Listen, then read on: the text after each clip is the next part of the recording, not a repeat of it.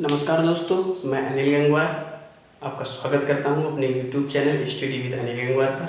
कल के लेक्चर में मैंने आपको शब्द के वर्गीकरण के बारे में बताया था। जैसा कि पहले बताया था मैंने उत्पत्ति के आधार पर मैंने 5 प्रकार के शब्द बताए थे। जैसे कि तत्सम शब्द जो संस्कृत के शब्द होते हैं, हिंदी में प्रयोग किए जाते हैं। उसके बाद दूसरा बताया था तद्भव जो संस्कृत से उत्पन्न हुए हैं और हिंदी में प्रयोग किए जाते हैं। तीसरा मैंने बताया था आपको देशज जो हमारे देश में ही उत्पन्न हुए हैं और हमारी देश में बोलचाल की भाषा में प्रयोग किए जाते हैं। चौथा मैंने बताया था विदेशज। विदेशज शब्द वो होते हैं जो विदेश से, जैसे कि अरबी, फारसी, उर्दू या अंग्रेजी के शब्द हमारे हिंदी में प्रयोग किए जाते हैं। पांचवा बताया था मैंने संकर शब्द। संकर शब्द होते हैं जो दो भाषाओं से अलग अलग मिलकर बने होते हैं। जैसे कि रेलगाड़ी मैंने उदाहरण दिया था आपको, रेल हमारा अंग्रेजी का शब्द है और गाड़ी हिंदी का। फिर मैंने रचना के आधार पर बताए थे। रचना के आधार पर मैंने 3 प्रकार के बताए थे। पहला है रूढ़ शब्द जिनका अगर खंडन किया जाए तो उनका कोई अस्तित्व नहीं रहता है। दूसरा मैंने बताया था आपको यौगिक शब्द। यौगिक शब्द का अगर हम खंडन करते हैं तो हमें एक सार्थक 2 शब्द प्राप्त होते हैं। और तीसरा बताया था योगरूढ़ शब्द। योगरूढ़ शब्द 2 शब्दों से मिलकर बने होते हैं लेकिन इनका अर्थ जो होता है वो तीसरा होता है। जैसे कि मैंने उदाहरण दिया था आपको लंबोदर, जिस लंबा है जिसका उदर, अर्थात लंबोदर किसके लिए बोलते हैं? गणेश जी के लिए। ऐसी दशानन किसके लिए? रावण के लिए। इसमें बहुब्रीहि समास के भी उदाहरण आते हैं। आज मैं अब आपको बताता हूँ इस टॉपिक, इस लेक्चर में अर्थ के आधार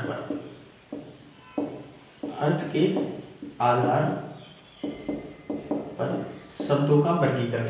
अर्थ के आधार पर शब्दों के वर्गीकरण 4 प्रकार से किया गया है। पहला है एकार्थी शब्द। एकार्थी शब्द वे शब्द होते हैं जिनका एक ही अर्थ निकलता हो, दूसरा कोई अर्थ नहीं निकलता हो। ऐसे शब्दों को हम एकार्थी शब्द कहते हैं। उदाहरण के लिए हम देखते हैं जैसे कि गंगा, पटना, बहुत सारे ऐसे शब्द हैं जिन्हों एक ही अर्थ रखते हैं। अब दूसरा अर्थ के आधार पर हम देखते हैं अनेकार्थी शब्द। अनेकार्थी शब्द से ही आपको आभास होता होगा अनेक आर्थी, जिसके एक से अधिक अर्थ हों। ठीक है, ऐसे शब्दों को हम क्या कहते हैं? अनेकार्थी शब्द। जैसे कि हम उदाहरण के लिए हार लेते हैं। देखो हार क्या होता है? एक गले का भी हार होता है, गले का हार, और एक हार होता है पराजय। पराजय मीन्स हारना, वही हार। हम बात करते हैं कनक की। कनक मीन्स धतूरा भी होता है और कनक मीन्स सोना भी होता है, सोना आभूषण वाला गोल्ड। हम बात करते हैं कर की। कर मीन्स हाथ भी होता है और टैक्स भी होता है। तो ऐसे बहुत सारे शब्द हैं जो अनेकार्थी शब्द हैं या अनेक अर्थ रखते हैं। तीसरा है हमारा समानार्थी शब्द या जिन्हें हम पर्यायवाची शब्द भी बोलते हैं। समानार्थी शब्द या हम इन्हें पर्यायवाची भी बोलते हैं। अब देखो अर्थ समानार्थी से ही, शब्द से ही आपको पता लग जाएगा, आभास हो जाएगा कि समानार्थी, इसका मतलब शब्द बात एक ही हो और क्या हो, उनके समान अर्थ निकलते हो। जैसे कि सूर्य को हम रवि भी बोलते हैं, भास्कर भी और सूरज भी। ऐसी बात करते हैं अगर आकाश की, तो आकाश को हम नभ भी बोलते हैं और गगन का भी प्रयोग करते हैं। तो ऐसे शब्दों को हम क्या बोलते हैं? समानार्थी शब्द या पर्यायवाची। अब चौथा है हमारा विपरीतार्थक। विपरीतार्थक या विलोम शब्द।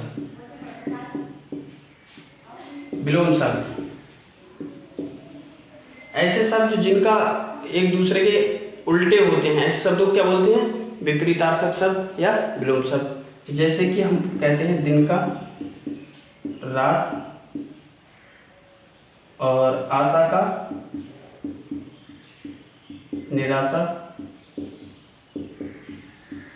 राजा का रंग, ऐसे शब्दों को हम विपरीत शब्द बोलते हैं।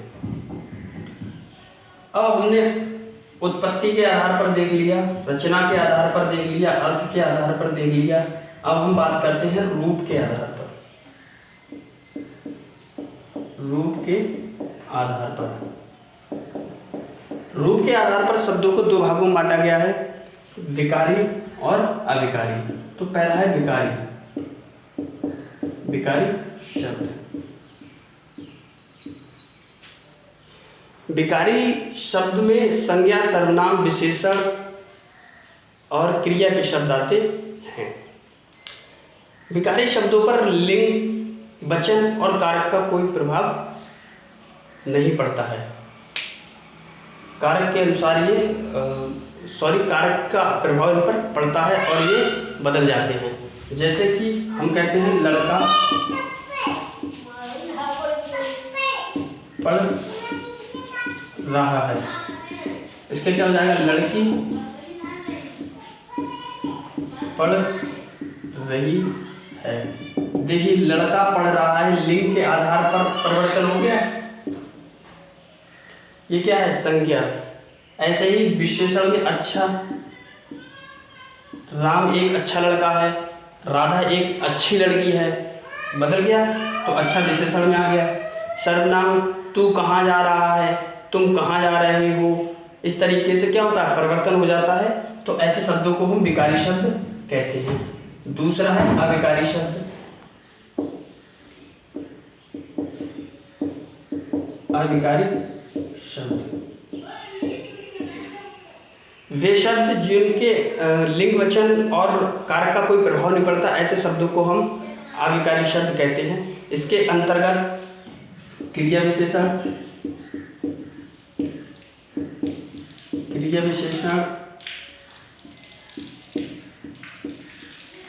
समुच्चय,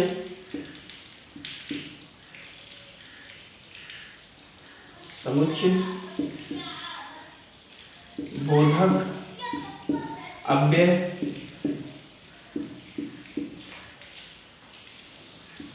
संबंध, बोधक, अव्यय और विस्मय। बोधक अव्यय आते हैं। विस्मय बोधक जैसे हाय, आहा, संबंध बोधक विधेय, में, से, ऐसे मैं आपको अव्यय डिटेल में कराऊंगा, फिलहाल इसमें ये शब्द आते हैं। अब उदाहरण इसका देख लेते हैं। जैसे कि उदाहरण के तौर पर राधा ने खाना खाया, राम ने खाना खाया। तो यहाँ पर ने हमारा क्या है, अविकारी शब्द है ना। देखो लिंग के आधार पर बदला,